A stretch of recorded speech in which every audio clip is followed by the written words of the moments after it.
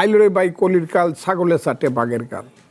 এইসব লোক কি এদের, আমি তো বললাম এরা একটু অপেক্ষা করেন না, দেখেন না দেশের অবস্থা কি হয়। সব লোক এত নিচ প্রকৃতির লোক যারা, যাদের সম্পর্কে আপনারা আস্তে আস্তে এখন জানতেছেন এরা কি করে, এরা কত নিচু প্রকৃতির লোক, কত নিকৃষ্ট মানুষ। এরা কিসের রাজনীতিবিদ, কি রাজনীতি ওয়াজ করে বেড়াইতো, বেড়ায় মানুষ টাকা দিলে এগুলা তুলিয়া খাইতো।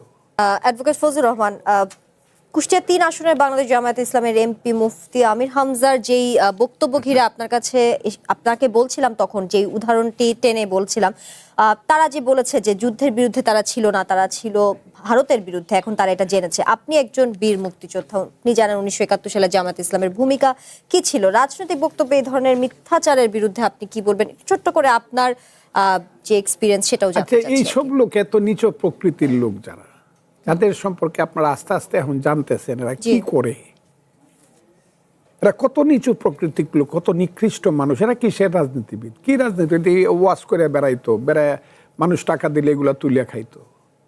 এখন ঘটনা, আমি তো সবসময় বলছি ঘটনা প্রবাহে এমন একটা আইলরে বাই কলির কাল, ছাগলে চাটে বাঘের কাল। এইসব লোক কি এদের, আমি তো বললাম এরা একটু অপেক্ষা করেন না, দেখেন না দেশের অবস্থা কি হয়। যদি ওরাই ক্ষমতায় যায় বা থাকে তাহলে বুঝতে হবে যে পৃথিবীতে অন্ধকারের যুগ চলে আসছে এবং এটা আইএমএ জাহেলিয়াত, খুব ক্লিয়ার। আর যদি আধুনিক যুগ বলেন, মানবতার যুগ বলেন, চক্ষুষ্মান যুগ বলেন, রিসার্চের যুগ বলেন, বিজ্ঞানের যুগ বলেন, যাই বলেন আপনি, প্রগতির যুগ যদি বলেন, তাইলে এইখানে এরা হইল নরপশু, নরাদম, নিকৃষ্ট। এরা হইল মধ্যযুগের বর্বরতার দিকে এই পৃথিবীকে নিয়ে যেতে চায়। এখন আপনি যদি তুলনা করতে চান যে আফগানিস্তান একটা খুব প্রগতিশীল দেশ, আফগানিস্তান সাংঘাতিক দেশ, যে দেশের মানুষ শুধু ধর্মের রাজনীতি প্রতিষ্ঠা করার কারণে 1/3 মানুষ নিজ রাতের বেলা না খায় থাকে, মরলে পরে কাফনের কাপড় না দিতে পারলে পাহাড়ের উঁচু থেকে ফেলে দেয়, সেই সব দেশের মতো যদি হইতে চান বেহেশতে যাওয়ার জন্য, সেটাতে আমার কোনো কথা নাই। এইসব নির্বুদ্ধের সাথে আমি কোনো কথা, আপনি যে নামটা বারবার আনতেছেন, এর তো এরা কি, এরা এদেশের রাজনীতির কি, এদের কি আছে?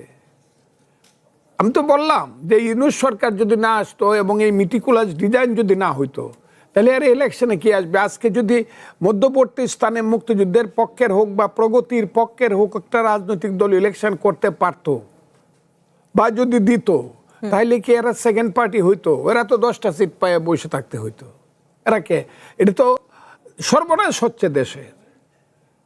এইসব মানে কি বলবো, অন্ধকারের যুগের জীবদেরকে রাজনীতির নেতৃত্বে আইনে এদেরকে দেখায় টাকায় মিথ্যা কথা প্রতিদিন, এত অসত্য মিথ্যা কথা পৃথিবীতে কোনো রাজনৈতিক দলের নেতা কর্মী বলতে পারে। এই যে আমি আজকে কথা বলতেছি, আপনি ইউটিউব খুললে দেখবেন আমার 14 পুরুষকে কত গালি দেয়, যেগুলো সহ্য করার মতো না। তারপর আমি সহ্য করে বসে থেকে এই কারণে যে না, আমাকে লড়াইটা করেই যেতে হবে এইসব বর্বরদের বিরুদ্ধে।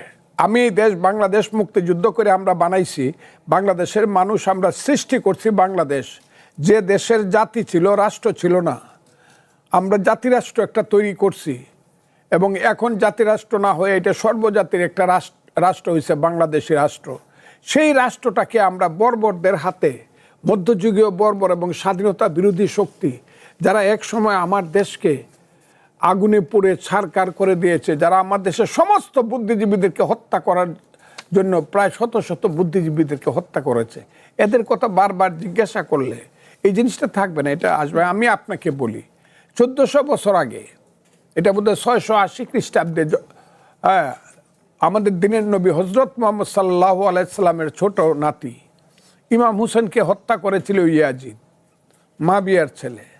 তখন কিন্তু ইয়াজিদের নামে খুতবা পড়া হইতো, আর সুলতান জিল্লুল্লাহ, খুতবা পড়া হইতো ইয়াজিদের নামে। এখন কি পৃথিবীতে ইয়াজিদের নামে খুতবা পড়া হয়? এখন কি পৃথিবীর মানুষ মুসলমানরা ইয়াজিদকে সমর্থন করে? একমাত্র দেখলাম এই যে ওহাবি যারা, নজদির যারা সমর্থক, ওহাবি যারা আমার দিনের নবী মুহাম্মদ সাল্লাল্লাহু আলাইহি সাল্লামকে বলে যে উনি তো বড় কিছু না, উনি আমাদের বড় ভাই, এইসব ওহাবিরা ছাড়া আর পৃথিবীর সমস্ত মানুষ বিশ্বাস করে যে সত্যের জন্য, ন্যায়ের জন্য, ধর্ম রক্ষার জন্য, আল্লাহ রসুলের সব কিছুকে প্রোটেকশন দেওয়ার জন্য কারবালার ময়দানে আমাদের দিনের নবী হজরত মুহাম্মদ সাল্লাল্লাহু আলাইহি সাল্লামের দৌহিত্র ইমাম হুসেন এবং উনি আমাদের, এখন আপনি পৃথিবীতে মুসলমানদের মধ্যে জিজ্ঞাসা করেন কে ইসলাম প্রেমিক, এটা নিশ্চিন্তে সবাই বলবে একদম 100% যে ইমাম হুসেন হল ইসলাম প্রেমিক বা আল্লাহ প্রেমিক বা নবী প্রেমিক। আপনি এই যে 1757 সনে সিরাজউদ্দৌলাকে হত্যা করাইল মীর জাফর লর্ড ক্লাইভের সঙ্গে মানে যুক্ত হইয়া তার বিশ্বাসঘাতকতার মাধ্যমে 100 বছর অর্থাৎ 1897 সন পর্যন্ত 1857 সন পর্যন্ত, যেটাকে সিপাহী বিপ্লব বলা হয়, সেই পর্যন্ত কিন্তু মানুষ বলতো মীর জাফর দেশপ্রেমিক, সিরাজউদ্দৌলা বিশ্বাসঘাতক।